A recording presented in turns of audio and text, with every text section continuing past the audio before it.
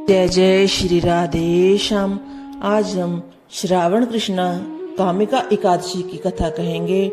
कुंती पुत्र धर्मराज युधिष्ठिर कहने लगे, हे भगवान, आषाढ़ शुक्ला देवशायिनी एकादशी तथा चतुर्मास्य व्रत महात्म्य मैंने भली प्रकार से सुना। अब कृपा करके श्रावण कृष्ण एकादशी का क्या नाम है सो आप विस्तार पूर्वक कहिए। श्री कृष्ण कहने लगे कि हे युधिष्ठिर, इस एकादशी की कथा को एक समय ब्रह्मा जी ने नारद जी से कहा था, सो वही मैं तुमसे कहता हूँ।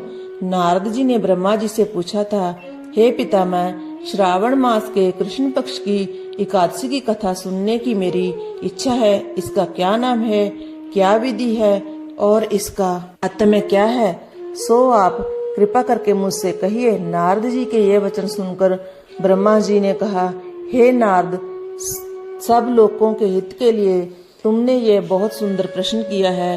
श्रावण मास के कृष्ण पक्ष की एकादशी का नाम कामिका है। उसके सुनने मात्र से वाजपेय यज्ञ का फल मिलता है। इस दिन शंख चक्र गदाधारी विष्णु भगवान का पूजन होता है, जिनका नाम श्रीधर, हरि, विष्णु, माधव और मधुसूदन है। उनकी पूजा करने से जो फल होता है सो सुनो। जो फल गंगा, काशी, नैमिषारण्य और पुष्कर स्नान का नहीं होता, वह विष्णु भगवान के पूजन से मिलता है।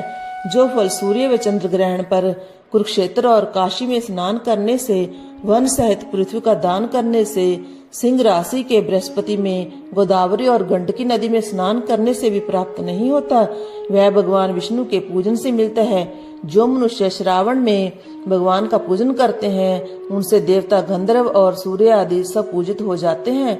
अतः पापों से डरने वाले मनुष्यों को कामिका एकादशी का व्रत और विष्णु भगवान का पूजन अवश्य में करना चाहिए।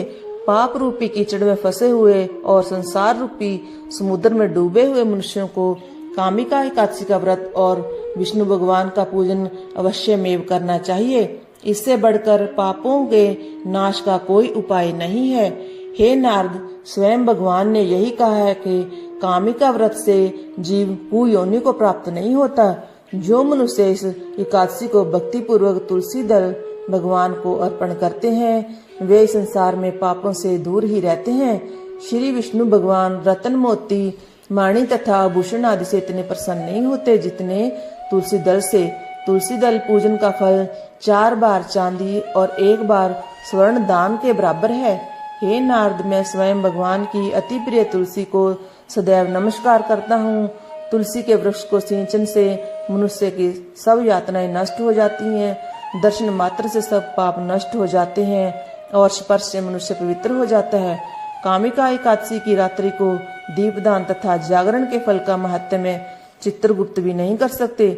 जो इस एकादशी की रात्रि को भगवान के मंदिर में दीप जलाते हैं, उनके पितर स्वर्ग लोक को अमृत पान करते हैं तथा जो घी या तेल का दीपक जलाते हैं, वह 100 करोड़ दीपकों से प्रकाशित होकर सूर्य लोक को जाते हैं। ब्रह्मा जी कहते हैं कि हे नारद, ब्रह्म हत्या तथा भ्रूण हत्या आदि पापों को नष्ट करने वाली इस कामिका एकादशी का व्रत मनुष्य को यत्न के साथ करना चाहिए। कामिका एकादशी के व्रत के महत्व को श्रद्धा से पढ़ने या सुनने वाला मनुष्य सब पापों से छूटकर विष्णु लोक को जाता है। इस प्रकार एकादशी महत्व का 17वां अध्याय समाप्त हुआ।